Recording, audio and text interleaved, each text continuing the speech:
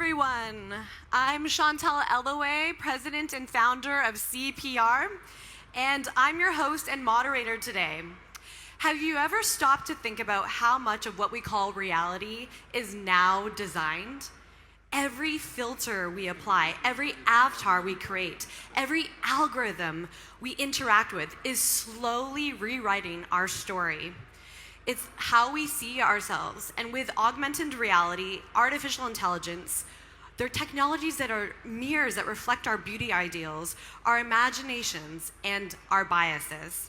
From filters that redefine identity, AI-composed music tracks, film and content projection, and we have AI systems capable of replicating human voices now. It's at speeds that are so amplified. Fashion is so impacted now. We are truly entering an era where creativity itself is becoming collaborative between the divine and sovereign humans that we are and machine. But as these worlds converge, a profound question emerges. If AI can imitate our imagination, can it also inspire it? And will it replace or outcreate us? So this is something that we should all ask ourselves, and today we're going to be exploring that. Our role as complex and sovereign humans hasn't been to conform to what exists, but to create and co-create with intention, purpose, passion, intention, and our greater mission to what doesn't. Today, we bring together three visionaries at the intersection of technology, art, and human expression to explore not just what AI can do, but what it reveals about us, our fears, our desires, our capacity to imagine, to suffer, to hope, and to leave a trace of ourselves in the world. In a time when pixels feel personal, avatars have agency, and art is no longer confined to human hands, AI becomes an extension of our creativity. So we're going to hear from the pioneers in AR and VR, a renowned artist and a professor of immersive design ethics, and innovators asking whether machines will outcreate or outshine humans. This is a conversation today that you are all in the room about to listen to that can literally change the whole blueprint of humanity. You are sitting here, and it is not just about creativity, consciousness, and the fragile, infinite heart of humanity. It's whether the future of art is a battle between man and machine or a collaboration where they learn to imagine together. So before we start, thank you for my patient panelists. I want to ask the audience a question because I need to know who's in the audience. Okay, so to kick things off, I need to know, by a show of hands, raise your hand if you believe AI will surpass human creativity. Interesting. Okay, we have a few hands here. You truly believe, okay, so we have about 4 or 5 hands I counted that believe that AI will surpass human creativity. Okay, now how many of you believe the opposite? That no matter how far technology advances, AI will never truly outcreate human beings? I would need a raise of hands if you believe it won't happen at all. Wow, we still have some humanity left, okay. And then, okay, finally, a different angle, one you might not expect. Who here would welcome a future where AI outcreates us? Hands up if you want to see machines push creativity beyond human limits. Raise your hands if you actually want it to happen. Oh, some of you raise your hands for the other one too, so this is interesting. Okay, so now we're going to begin. Please give a warm welcome to our panelists today. I would first like to introduce Professor Boris Ataker. He's the founder of Copros and AI XR specialist. He's an award-winning professor and entrepreneur.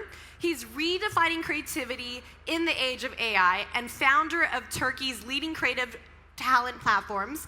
He inspires designers through pioneering work in motion graphics and generative AI. He serves on many international boards, and he pushes the boundaries where art, technology, and innovation meet. Then next, we're actually going to introduce Jack. He's the CEO and founder of Thrilla. It's an AI-powered talent agent and booking platform for the creative industry. You're going to learn more about it today, really exciting. It uses AI to enable and empower creative freelancers throughout their careers, acting as a coach, manager, and agent. So then we have Sankey. So if you've ever been to the Louvre, you might have seen his art there. Visionary artist that I have heard of and I'm so pleased to meet. He is redefining language and expression. He shaped the region's art scene since 2003 through graffiti, calligraphy, and storytelling. It's earned him murals and different earned placements and awards, and he's had many accolades, and I'm just so pleased to have all three of them on stage. So would you first like to open by saying, we're going to explore today a few things. So as humans, we need to remind ourselves that we are the embodiment of divinity. Within us flows the essence of a creator. So my question to you is, what does that mean to be a creator today? So we'll start with you. Okay, first of all, thank you very much for a very nice introduction. And it covered every topic that we are going to discuss for today. But about the creativity, it's a very hard word to understand and explain because the human creativity is building the connections between the things that we haven't done before. But when we are talking about the AI creativity, it's another dimension that we are building right now with a co-creator, such as the AI. It's building connections, and the LLMs or diffusion models do the same thing, building networks, building connections. But as an idea, to make this idea as a bright idea, we need more. It's about the soul, it's about understanding, it's about getting the reaction from the idea. So the creativity is not just building the connections, but working on the connections, building more and more if it is needed by the essence. So there's another description that we can talk about the creativity. It's about building the trust between the tools that you are using and the techniques that you are using. So there are so many competitors out in the market about being creative with use of AI because the technique is not hard anymore. But the results may be seen different from other perspectives, especially for the creative industries. So I can introduce something like that.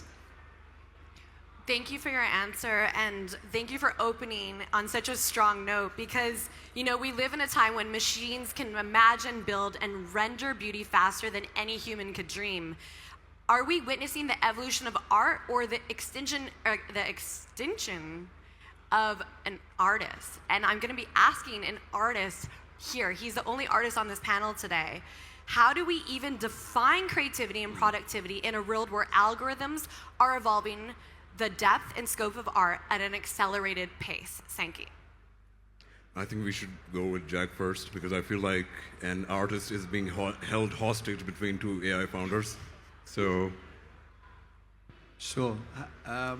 So first of all, I think it's important to distinguish, what creativity is, and I think it comes in many forms. We often think about creativity within the context of AI. As the creation of images or videos or graphics, and to be honest, creativity goes a long way beyond that. And so you have looking at creative industries and talents and people, you have music, you have art, you have artists in the raw form of the sense, but you have film, TV, stylists, makeup artists, interior decorators. Everybody who works in an environment like this also considers themselves creative. And so when we look at AI and the role that AI can take, there's a lot of immediate comparison against the initial graphic and videographic space. But honestly, I think creativity comes from understanding who that person is. It's their personality, the experiences they've had in their life, as well as their inspiration and their ambitions, and a lot of that is something that can't necessarily be replaced very easily. And so we come back to the sort of position of how far does AI go in replacing an artist, or does it become an extension of an artist? And in many cases, I believe that there will be no replacement of an artist, because even in the AI tools that we see today with gorillas reporting the news or cats flying helicopters or whatever it might be, there's still somebody behind the screen who's come up with that idea and directed that vision through that tool. And so for me, I still think that, coming back to the question, the creative will always remain. It's how far does AI and the tools available sort of become an extension of that person. Great. For me, I'm interested in languages, and primarily I started out as a graffiti artist in 2001. Since then, I've produced work in about 8 languages. Then I got bored of languages, and then from 2015 I started painting in symbols. I was also very inspired from the work of Carl Jung, so dream symbolism, etc., that dreams don't have a language, they have symbols, they talk to you through signs, etc., and then you have different modes of interpreting them. So for me, if you look at the inspiration, what inspired people to create AI was how the neurons work in our brain. That's why we call them neural networks. And I believe that AI cannot. So AI is always going to be dependent on us for data. And we have, as humans, you can say the faculty / agency of inspiration, that we might go through a tragedy, maybe some happy moments, maybe inspired by a poem or a movie, etc. And then we kind of create our own data, and then we translate it as artists. Well, if you're a painter, you paint it. If you are a poet, you write a poem, etc. Maybe you make a movie.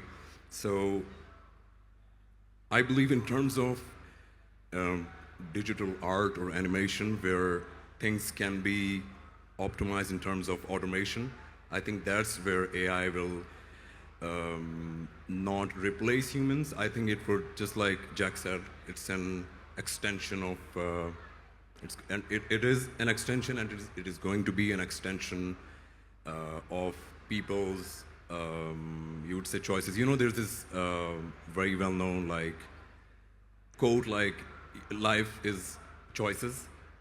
So I think how you use AI is also a reflection of who you are as a creative. So if you look at it as a threat to whatever you do, then I think it's going to affect you negatively. You might want to, stop it, etc. But if you look at it as an extension of how can you maybe do better research, do better, maybe, there are many apps which summarize large text for you, so maybe you can read executive summaries of master artists, etc.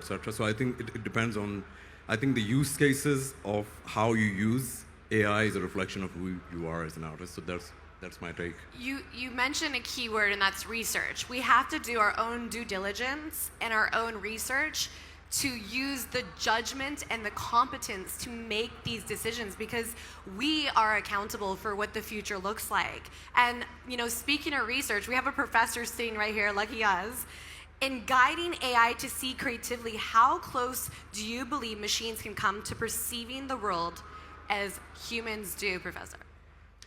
Okay, how AI sees us and how AI sees the world is a creative output. So that's the challenge of AI right now, and this all the development of the tools and the techniques just works on that. But there is a huge difference between the human creativity and AI creativity. AI creativity is just the functions, it's just the data, turn it into something tangible. But we live in a three-dimensional world, and we also experience things in three-dimensional worlds, like this is the four-dimensional, because we move, we experience, we fail, we succeed in everything. So this is the missing part of the AI, to be or to see the world as a creative output. But of course, there are challenges. The LLMs are just like the one-dimensional because the words are abstract, they are not visible. And the two-dimensional, the diffusion models we are working right now are the images, the videos, and they are so realistic right now. The challenge has been already done. And the third dimension, there are some tools that we are using right now for our projects, and they can create the three-dimensional models even for animation or just building the digital twins that's in the AI world. But how about the fourth dimension, the interaction and the experiences? This is the missing part of the AI. So this is the real challenge, putting the AI into something we are living exactly the same. So maybe this is the time for artificial general intelligence. And the, Fei Li says that, okay, the AI must think in three dimensions, not one or two dimensions. What I've noticed from all three of you is you all resonate with the idea that AI is here to be an extension of us. I heard that word, and it's definitely not here to replace us, at least for now. No, I'm just kidding. So that was one of my next questions, is how do we advance humanity through innovation without losing the human? Sankey, do you want to answer that one? Yeah, I would answer it from a quote that I read many years ago, which kind of like, there are those moments in your life which are kind of burned in your memory. I read a quote by Heisenberg, not the character from Breaking Bad, but the nuclear physicist. And he had a quote in one of his books where he was talking about the science experiment, like how do you do scientific research, etc. And he talked about observing atoms. And in that passage, he talked about, he mentioned atoms as nature. So he said, and I'm paraphrasing, you can look up the accurate exact quote, but he said, what we observe in nature is not nature itself, but nature exposed to our method of questioning, which means is that if you want to know, let's say if you want to know a person, if you want to know a technology, etc., how that person responds to you, or how that technology exposes itself to you, is directly proportional. It's the equivalent of the quality of your question. So, for example, a lot of people say that AI is not good. It's just like you want to do some, you want to pass a test, you want to write a thesis, etc., and then you just send it questions. Or some people say, oh, it's very boring. But the thing is, it is not a sentient thing. What you're doing is basically, it's whatever the prompts that you're sending is a reflection of who you are. So if AI is boring, then maybe you need to have self-awareness, and maybe you are the boring one, which is, you can take it negatively, or you can, it can become like a point of a reference for you to better self-awareness, etc., self-exploration. And yeah, so if you want better answers from people, or from your on art, your journey, your family members, whatever you want to know better at its core, whoever you want to understand better, you need to ask better questions. Because there's this thing called Elon Musk talks about this a lot, and he says that in the, what's that book? The Hitchhiker's Guide to the Galaxy. And he said that the question in that book is, the universe is the answer. What is the question? And what's the number? He says in there. No, but that's the answer. Yeah. It's humor, but deep down it's very philosophical. And I think we need to also ask these questions about ourselves and also about AI. That okay, what I'm doing and what this AI, this technology is, what is the question that I am not asking? If you are stuck somewhere creatively or maybe intellectually, etc. So it goes two ways, Just like in psychology, it's like you have a lighter side, you have a shadow side, etc. So it's two ways to look at it. And it goes back to my point where I said that you can look at technology as an enemy to your creativity. You can also look at it as an extension. So Yeah, so that is one of the questions that many of us ask is, we do need to ask better questions. And one of them is, how do I enhance my skill sets so I can make more money and not lose my job? Like many of you have spent decades, years investing in your education to have your careers that you chose, and everything is changing. So we're standing at the edge of a major shift in how we work. When top tech leaders warn that AI could wipe out a large portion of entry-level office jobs and push unemployment sharply upward in just a few years. And big companies recently said that by next year, if you are not doing something properly where you're implementing AI into your role, you're going to be judged on your AI impact. And it's a transformation where we're witnessing the restructuring of the modern workforce, where creativity, adaptability, and updating our skills in relation to AI determines who rises and who becomes obsolete, and who defines the next era. And at the core of this, if one day AI surpasses us in every measurable way, this is something that we need to ask: how do we be co-creators? So Jack, your platform empowers artists by managing and monetizing their work with the support of AI. How does AI amplify creative freedom and productivity without replacing the human intuition, vision, and emotional core of art? So first of all, I think there's two parts to that that I'd like to break down. The first is that as more entry-level jobs, starter jobs, arguably some of the more repetitive jobs are easily replaced or easily automated with AI. There's a very interesting study that was done by Stanford University that predicted that when this occurs, people fall back to what they know best, which is their personality, their identity. And with that, there's an expected increase in people leaning into creativity, leaning into arts, culture, things that they can build in and around themselves that can't be replicated. So whether that is, we've seen a surgence in live streamers or content creators and people like this, that's something that I expect to see more of. I think sport is another one that we will see more of as more and more people sort of shy away from potentially threatening jobs from AI. So in my view, there's a good chance that we see more creative, more sport-based, more personality and brand-based interest from people younger in their careers, and also if they're at a point where they're rethinking about their career. And so the second piece is really, how do we look at the skills and the talents that we have and use AI to be able to help us grow. And so, for example, we're talking about creativity, and the roles that we are focused on as a business are very much your acting, modeling, dancing, singing, DJs, musicians, photographers and videographers and people like this. But a lot of these people are very creative in nature, and they struggle perhaps with the typical sort of admin-related tasks that exist in getting booked, finding a job, going through the contract, making sure that you're getting your fair pay, but you also have the protection in place to be able to do all that.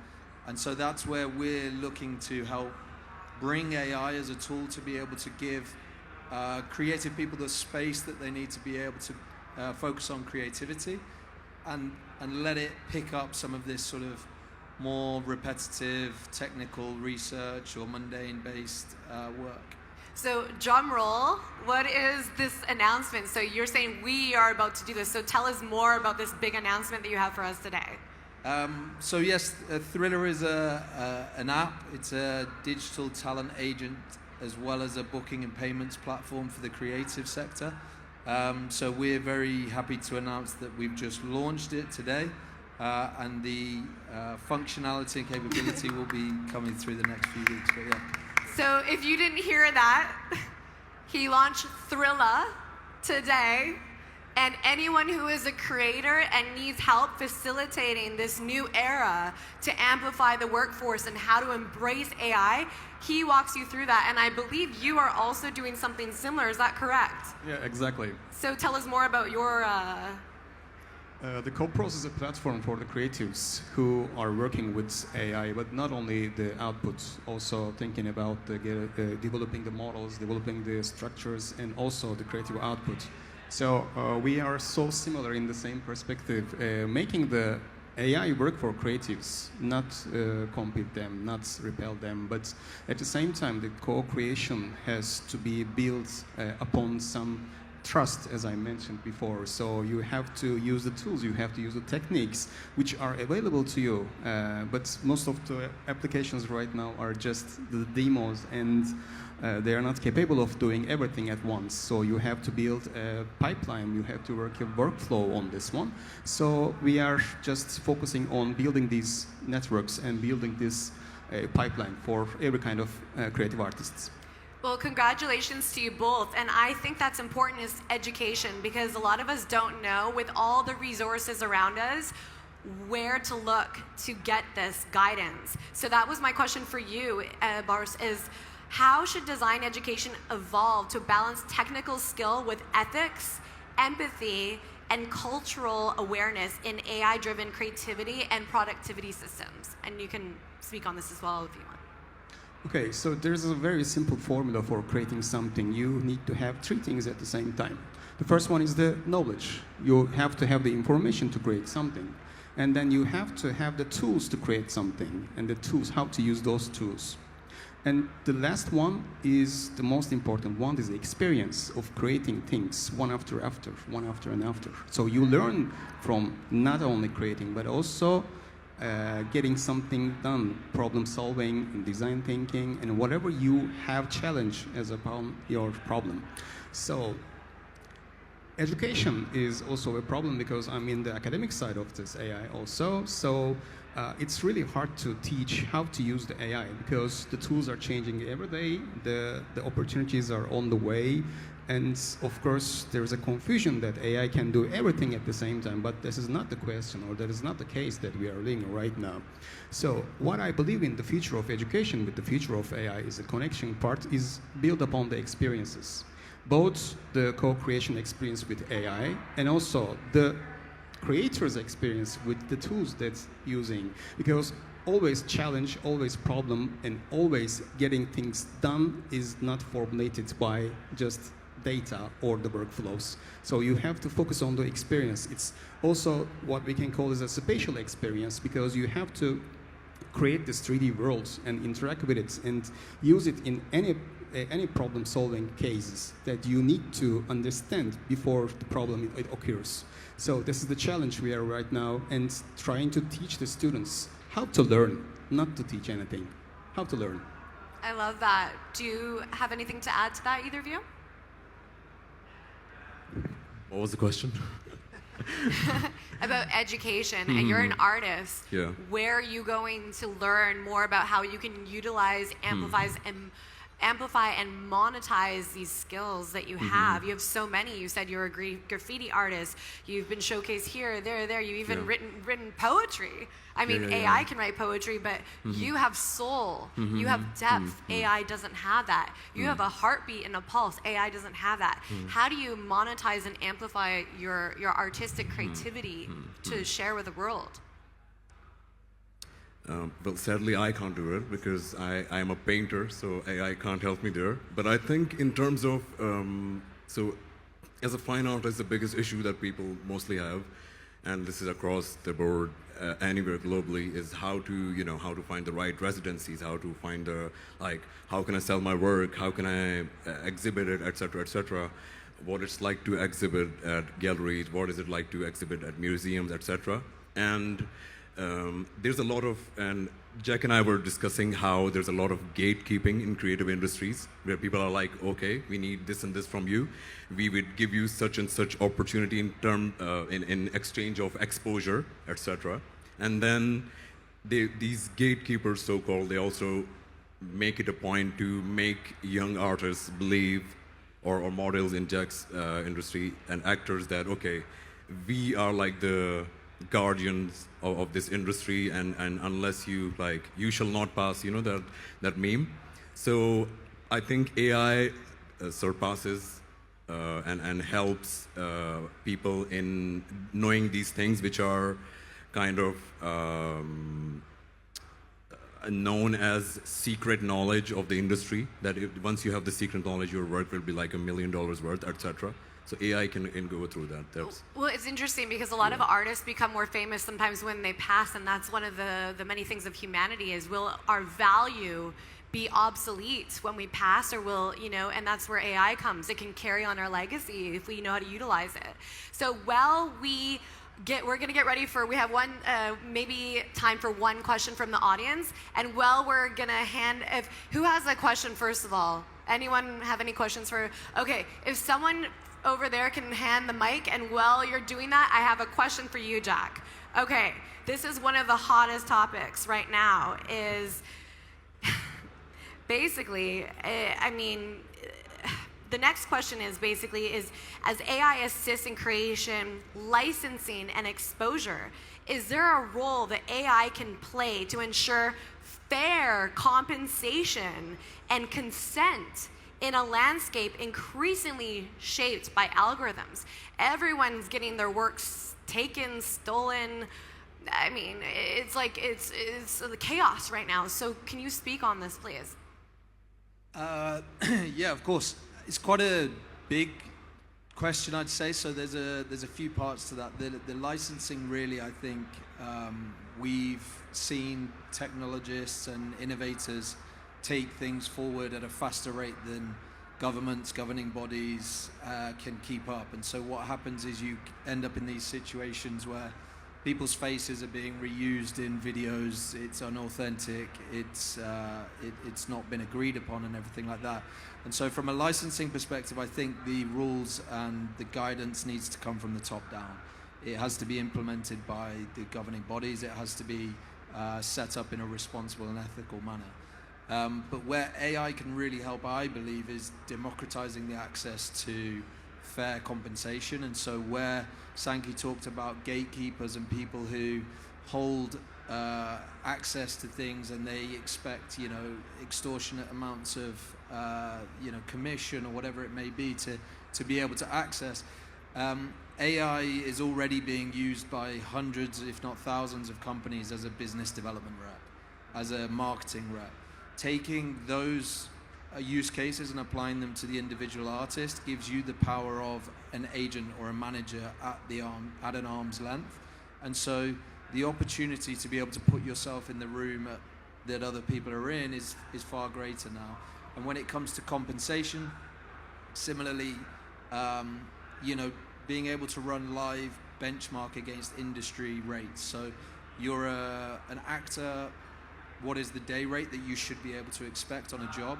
That sort of information is available and can be sourced through AI, where before maybe you're in a position. 100%. And I on that note, I actually agree, is like we need to redefine what our value and the value of creativity is today with now AI. So as humans, we need to redefine what that means. So we have a question from the audience. Where was it? There was 2 hands, but we only have time for 1. Oh, okay. Yes?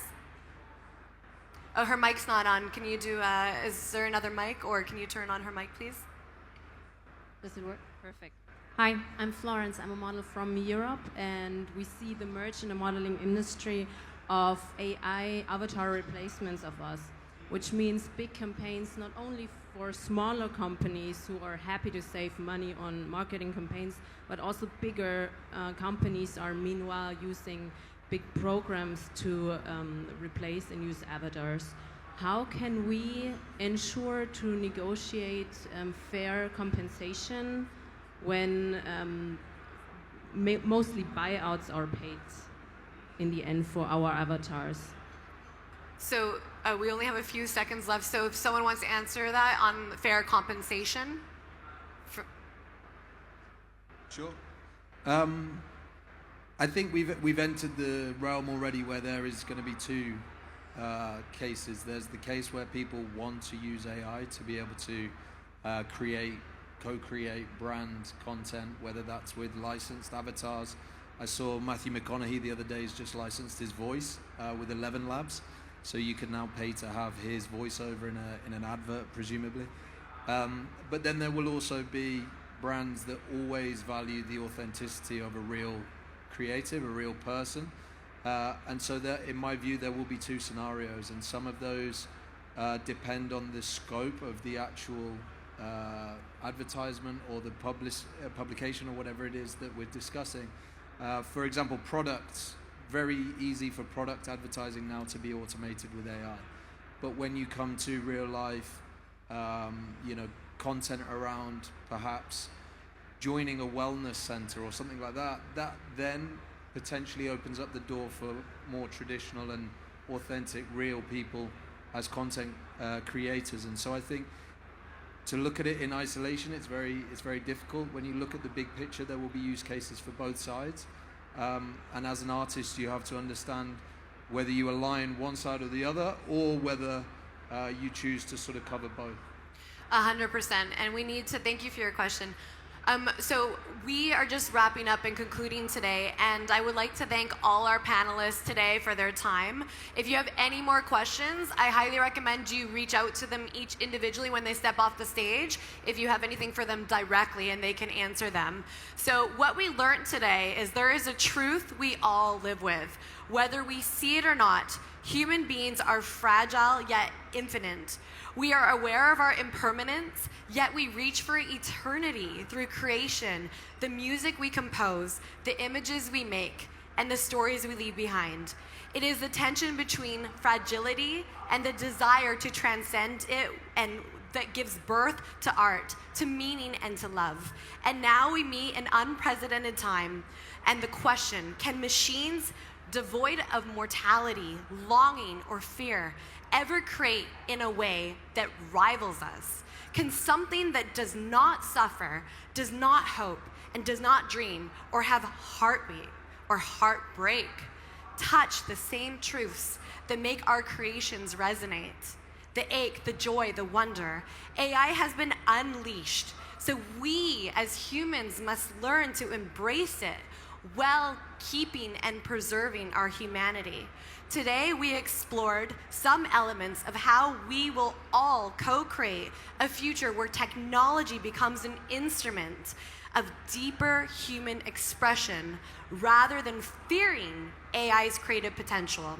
Instead of living in this fear, we must perceive from a place of love and as a tool, and as they said, an extension of us that should be asking how we can amplify humanity, our emotion, our intuition, and creativity.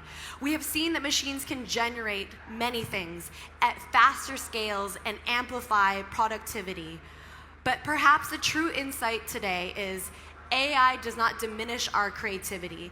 It challenges us to examine what it is that makes our art, our ideas, our very existence so meaningful. In the end, AI might outpace us, it might outproduce us, it might even imagine us and out-imagine us, but it cannot out-feel us. And it is in that space between fragility and infinity that humanity's true creative power endures. So, AI can generate, it can analyze, and even it might surprise us sometimes, but it has no intention, no emotion, and no consciousness. AI cannot create true art, and it can maybe mimic it. It can mimic our voices, our rhythm, but it cannot create that meaningful resonance that we all get. The time when you get goosebumps when you hear a song, or the time when you look at art and it is what is beautiful to you when you perceive it. So, authorship, ethics, and authenticity matter because meaning cannot be manufactured. It is lived. And as humans, we all live it every day. The question is not whether machines will replace artists who cannot feel, dream, or care, but whether humans will learn to utilize these new tools with integrity, vision, and conscience. And that is our accountability. So it's not whether it will outshine us, because we are more than ones and zeros. We are the agents of change we wish to see and create. Creation is born from identity. It's in our DNA. We are sovereign, we are divine, and it invites us to create with greater awareness, to seek resonance over perfection, because we have the heartbeat, not it. It can end with us, and it can also begin with us if we continue to remember that we are creating, co-creating, but we are the extension of a creator. So I want to thank you, and I hope everything that you look at, you bring aliveness and beauty to whatever you bring and create in this world. Thank you again to all of our panelists today.